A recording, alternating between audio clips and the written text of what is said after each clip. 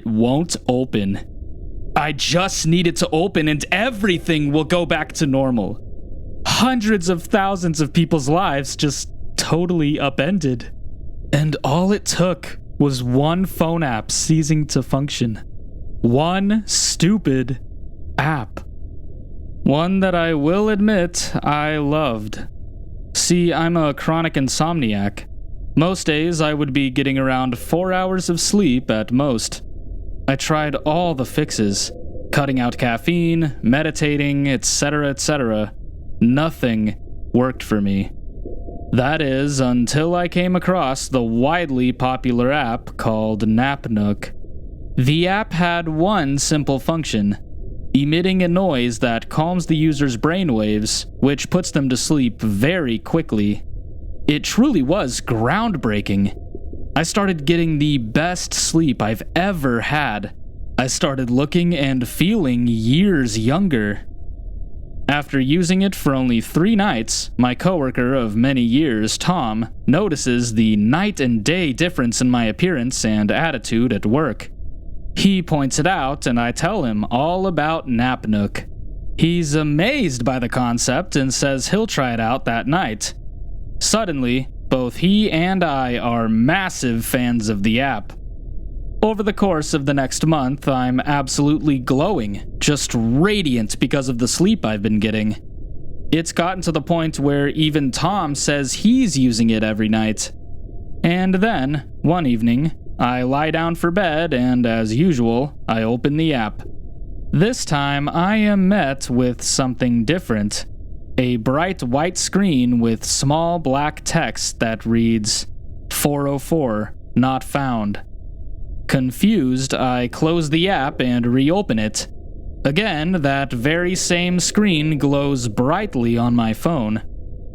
I try a few more times without any luck before I just set my alarm and place my phone on my nightstand. This frustrates and almost angers me, given how it's interrupting a routine that has been solidified every night for over a month. I suppose I'll just need to get my old minuscule amount that night while the app is fixed. I lie down on my back and close my eyes.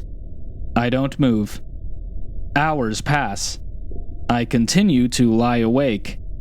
I turn onto my side. That doesn't seem to help. At one point, I reach over and tap my phone, which lights up, displaying the time 6:30 a.m. I need to be at work by 9. Knowing that if I somehow fall asleep now, I won't wake up in time for work, I decide to just tiredly get up, make some coffee, and get started with my day. Later that morning, I get to work and see Tom sitting at his desk.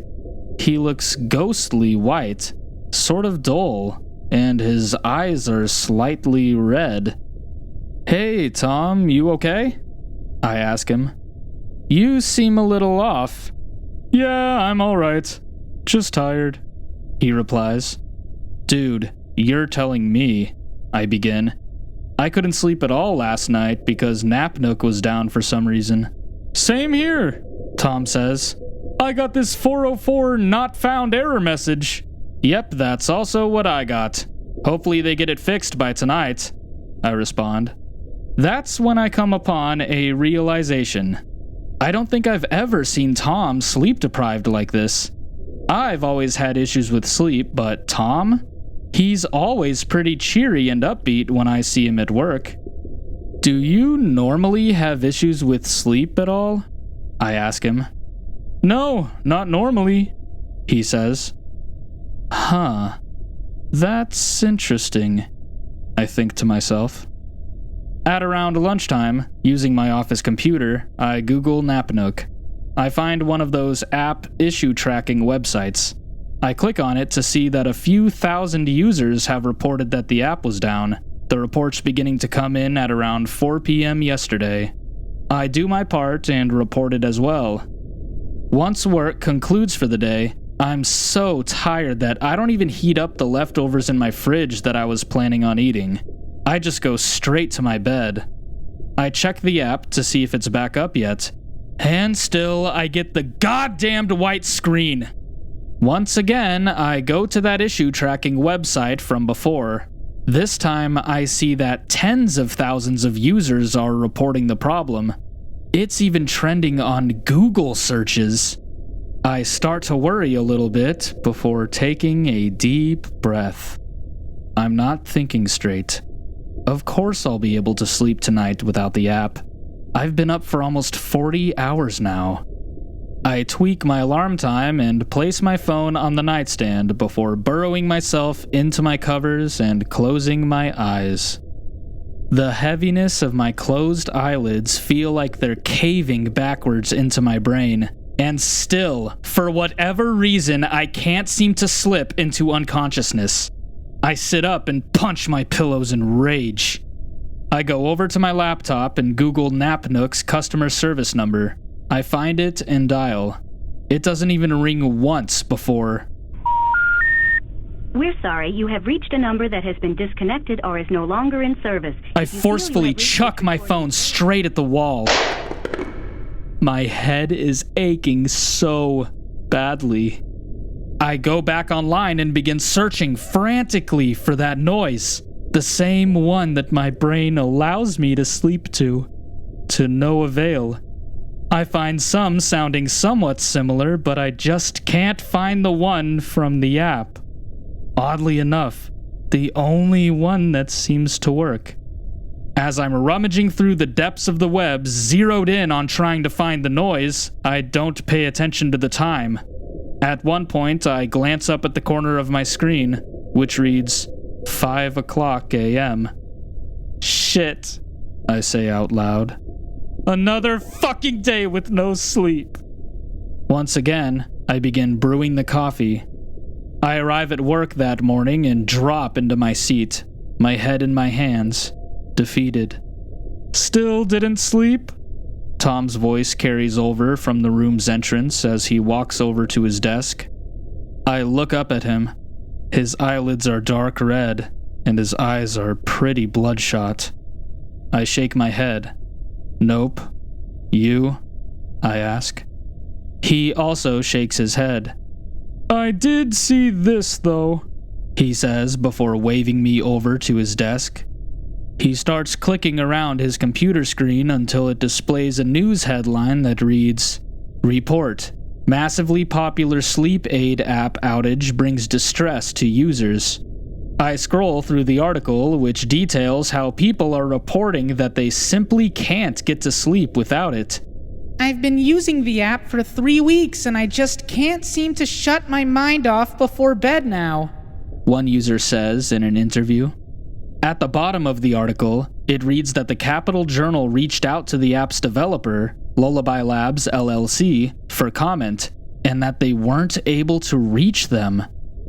Shit, I say under my breath. This is insane. Tom rubs his eyes. I'm just going to load up on coffee and act like I'm doing something, he says. I'm not gonna be able to get a single thing done today. Throughout the day at work, I can feel my vision lagging slightly. I don't hear things the first time they're said.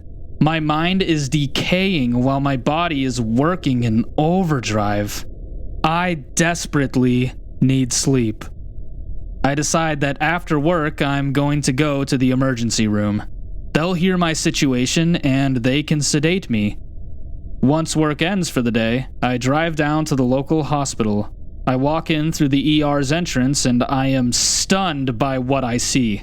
The waiting room is packed with people who look just as out of it as I am, if not more so. Hordes of them are sitting on the floor. A few of them are yelling, many others are crying, and some are simply rocking back and forth, talking to themselves. There must be over 200 people packed into that relatively small waiting room. My temples are throbbing. Impatiently, I elbow my way up to the front to get a ticket from the clerk. I'm handed one that reads the number 16. I drag myself over to take a spot on the floor, now engulfed by the large crowd. I look over at the next up sign, which displays the numbers 894. I must not have been very subtle, as an older man next to me whispers close to my ear, "It rolls over to 0 once it hits 1,000. I shake my head, furious. After hours and hours of waiting, the clock reads 1 o'clock a.m. I haven't moved from my spot. I'm mindlessly tapping my foot, trying not to focus on my agony. At this point, it's been almost 72 hours since I've slept. Or something like that. I can't do math in that state. Just then, a doctor walks through the door into the waiting room, says something to the clerk at the counter, and loudly clears his throat. "Listen up, everybody, please," he begins. "We know why many of you are here. To be sedated because you can't sleep," he says. Several in the crowd nod, all eyes eagerly on the doctor. "For those of you to whom that applies, we have unfortunately exhausted our entire supply of sedatives." The crowd loudly groans, and some begin shouting. "We have expedited another scheduled shipment to arrive at 5 p.m. tomorrow," he says so loud to the increasingly riled horde that he's on the verge of shouting. "I've been awake for almost 4 nights!" One man screams, spit flying out of his mouth while veins bulge from his neck and forehead. "Fuck this!" Another one shouts before moving forward towards the door to the medical wings. Several follow, and then, before I know it, the entire crowd is throwing themselves at the locked door as the doctor hides behind the desk, phoning the police. Now, completely void of any hope, I walk out of the entrance to the emergency room and take a seat on the bench outside, deeply breathing in the crisp night air. I clutch the sides of my head. I feel like I've been hit by a truck, my sharp pulse cracking through my veins like lightning. I let my almost purple eyelids close for a moment, sagging from my ashen face like bags of bricks. I then remove my phone from my pocket and hopelessly check the app. Same message as before. I hurl my phone straight into the concrete, shattering it, sending tiny pieces flying into every direction. I slowly walk over to my car, sobbing in despair. On my drive home, I am beyond angry. Now I'm just suffering, tortured as my body fights its own need to sleep. I thought my night couldn't get any worse. I was terribly wrong. While driving, I see 2 men standing on either side of the street in front of me, painted by my brights. They're just close enough to where I can make them out. As I near them, one pulls out a black object from a holster on his hip and points it in my direction. Immediately afterwards, the man opposite him does the exact same thing. Before I can process it, I'm hearing loud pops followed by bright sparks bouncing off my car's hood. A single crack appears in my windshield. I am being shot at. I slam my foot down on the gas pedal and begin swerving left and right across the road as I speed onward in an attempt to flee past them. I'm getting closer and closer. I glance down at the speedometer. 95, 97, 99. They're not letting up. As the sounds get louder and the sparks left by the bullets ricochet become brighter, my shoe remains glued to the gas pedal. The scene in front of me is getting increasingly blurry before my eyes slowly begin to open. I can't move any part of my body. I hear a faint beeping noise. My eyes scan the hospital room in which I lay. I am in a large white body cast and my face is almost unrecognizably bruised, which I can see in the reflection of the room's turned-off television. The last thing I remember, I was speeding away from people trying to kill me. What the hell happened? Suddenly, the door opens and a doctor walks in. "You're awake," he says, smiling. How are we feeling? I'm awake, I think to myself. That must mean that I was asleep. I stare at the doctor, unable to really put into words what's going through my mind at that particular moment. The doctor just smiles softly and says, I don't know how much you remember, but your vehicle struck a tree and you were found in the driver's seat. Your injuries were so severe that they flew you here, the Lansing Trauma Center, by helicopter for emergency surgery. They operated on me, my thoughts continued. That means they sedated me.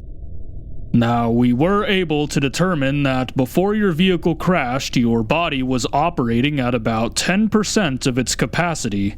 We narrowed the cause down to sleep deprivation. Most people hallucinate at that point, the doctor says. The people on the side of the street shooting at me, they must not have been real. You are honestly lucky to be alive right now, the doctor continues, given how weak you were when it all happened. And so, I've now been here at the Lansing Trauma Center regaining my strength for a week. I'm recovering, although slowly. I can now move my jaw better, and that's about it. I didn't suffer a lot of permanent damage, except that I did lose a kidney due to a puncture wound. And even after all of that, I'm needing a nurse to sedate me each time I need to sleep. I had a new phone get delivered to my hospital room, and I still check Napnook often. And as expected, it's still giving the same error message, 404, not found. Apparently, the development company still hasn't commented on the matter. Also, nobody has been able to reach them. It's like they just vanished once the app went down. What is that noise, and how did it make me and so many others completely reliant on it for sleep? Why hasn't the developer fixed the app? Do they intend to? So many questions. But what I do know is that eventually I will be leaving this place. I can't be chemically sedated to sleep forever. Will I ever naturally fall asleep again? Or am I doomed to experience all of that over and over again forever? If that's the case, then I will find a way to end the loop permanently.